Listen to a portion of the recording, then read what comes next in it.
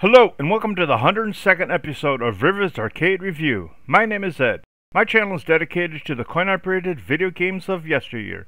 Today I'll be reviewing a random game, Crash. Crash was released in 1979 by Exidy. My first time playing this game was on MAME. Crash is a third-person combination racing and maze game in which you control your car with a four-way joystick and a speed button. You need to drive your car over a series of dots to collect them.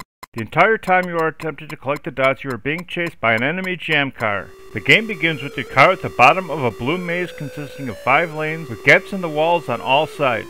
Each lane will consist of a left-hand turn hallway through each corner of the maze.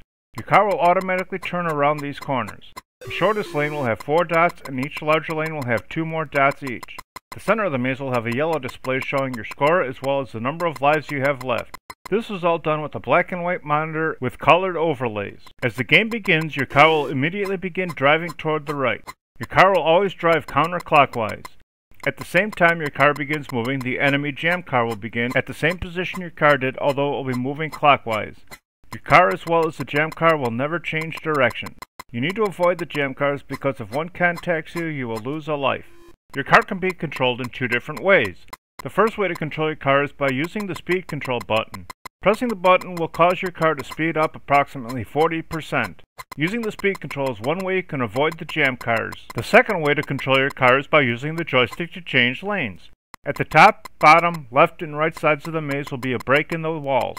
To change lanes when moving up or down, you need to move the joystick either left or right. If your car is moving left or right, you need to move the joystick up or down. You can move your car either 1 or 2 lanes per break in the walls provided you aren't already against the edges of the maze. The jam car will also follow the same rules of moving over 1 or 2 lanes in an attempt to crash into your car. If you successfully collect all the dots, you will advance to the next higher scoring level. This level will have 2 jam cars driving around the playfield. Clearing level 2 will bring you to another level, although this time there will be 3 jam cars trying to crash into you. Every further level will have 3 jam cars.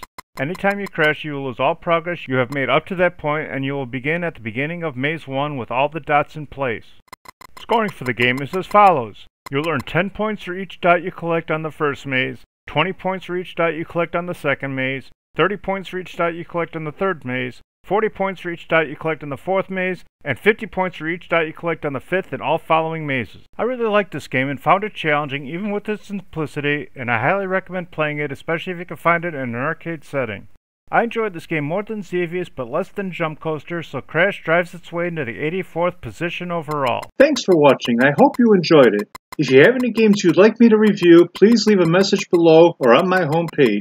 Please remember to like, share, and subscribe, and stay tuned to new videos every Wednesday and Sunday.